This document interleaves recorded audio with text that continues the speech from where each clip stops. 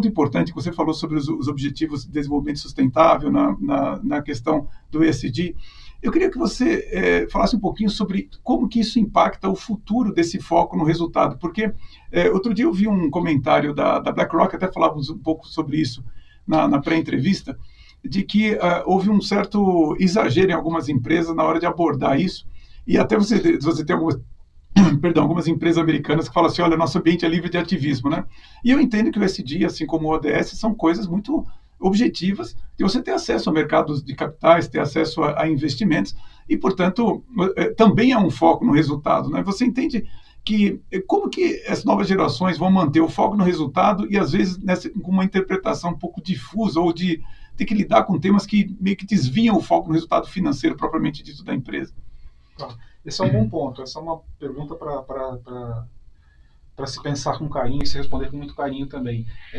Silvio, tentando ser bem direto, eu acredito que tudo isso está sendo dito vai ter que fazer parte da matemática.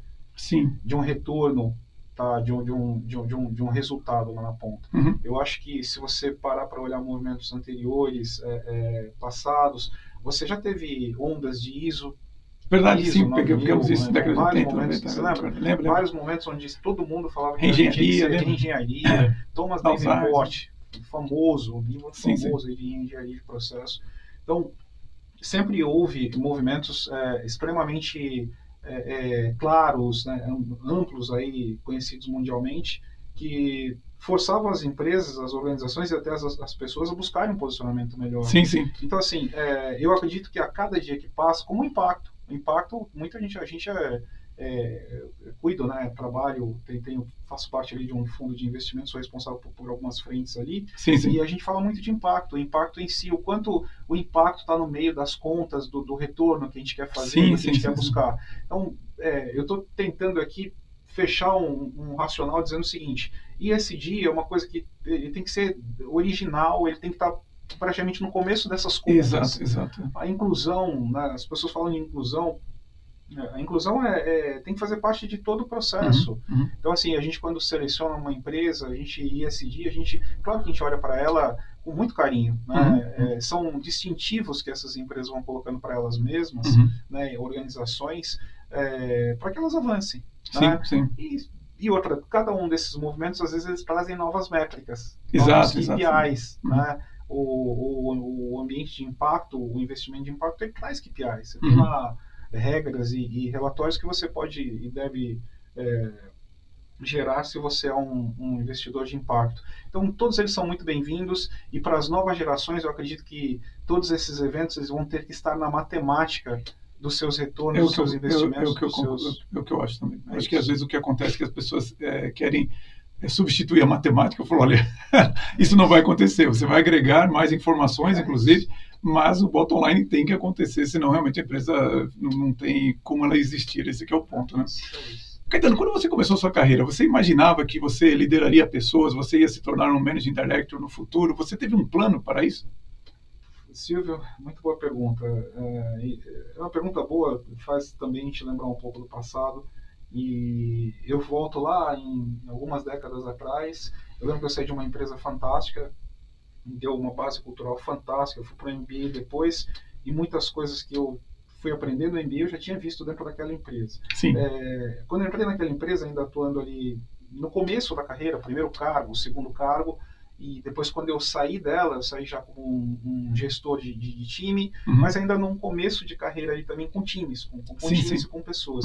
Eu lembro quando eu saí de lá, eu pensei comigo mesmo, um dia eu volto para cá num cargo de diretor, numa posição de diretor, com uma meta e uma promessa pessoal. Né? E aí eu vou começar a responder a sua pergunta. Eu imaginava, além de imaginar, eu sonhava. Você sonhava com isso? Eu sonhava com isso. Eu sonhava um dia, vou chegar um dia num cargo que tenha, numa posição, num estágio, né, num momento, não é um cargo, não é a cadeira, não é nada disso, mas num momento de vida onde eu digo eu sou muito realizado, muito feliz com o que eu me tornei. Né? E olhando para trás eu cumpri isso. Então eu sonhava, eu imaginava, eu sonhava, só que o sonho para mim ele nunca veio sozinho. Sim. Eu trabalhei muito, muito mesmo, né, desde os 13 anos já pedia para trabalhar, dos 18 para frente sempre trabalhei. Eu falei, bom, eu tenho que trabalhar muito, mas tenho que estudar muito também. Sim, então coloquei isso na carreira e eu acho que é isso. Eu sonhei, eu imaginei, eu sonhei e eu agi. Uhum. E no final da história não é o cargo, não é a função. Acho que para mim isso é importante, mas não é a minha vida. Isso não é o Caetano. Né? É importante, sim, mas o importante era aquela promessa, era aquela coisa pessoal mesmo de você chegar um dia e falar: se eu quisesse, a empresa eu nem sei como está hoje, mas enfim, está muito bem, graças a Deus, tem uma super empresa, mas eu acho que aquela entidade, não sei nem se ela existe mais ou como ela existe, mas se um dia eu fosse voltar para lá, eu voltaria naquela posição que eu imaginei. Não, muito legal. Eu acho que é importante a pessoa ter uma noção de que um dia ela vai gerir pessoas, né? Porque isso eu acho que dá uma responsabilidade na sua autoformação. Isso. E você entender que não é simples você fazer a gestão. O Rodrigo está pedindo para você chegar um pouquinho mais para a esquerda aqui, como eu te falei, conforme a gente vai conversando, a gente vai relaxando e sai um pouco do enquadramento, mas obrigado. E eu tenho uma pergunta aqui que é engraçado que ela tem surgido nas últimas entrevistas, que diz justamente assim, aquela situação que às vezes você tem um autônomo que quer ser executivo que quer empreender e tudo mais. E você me parece que conseguiu fazer isso. Como é que você fez para ser um executivo e empreender ao mesmo tempo, Caetano?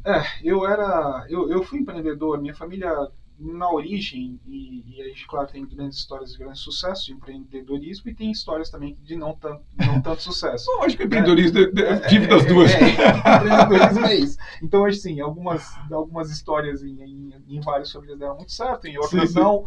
Eu já empreendi, eu já vim empreendendo e já empreendi antes de ser executivo. Então, eu, no final da história, nos bancos do meu MBA lá na FGV, eu e um sócio meu, né, de uma empresa que a gente acabou montando ali nos bancos do MBA, a gente falava de ter uma assessoria, uma empresa de suporte e transformação de outras empresas. Né? Ela foi nascer esse sonho, ele foi se materializando com almoços e conversas, muitos jantares, na verdade alguns jantares aí e algumas conversas, e eu acabei, graças acho que só posso agradecer a Deus, enfim, antes de qualquer coisa, né?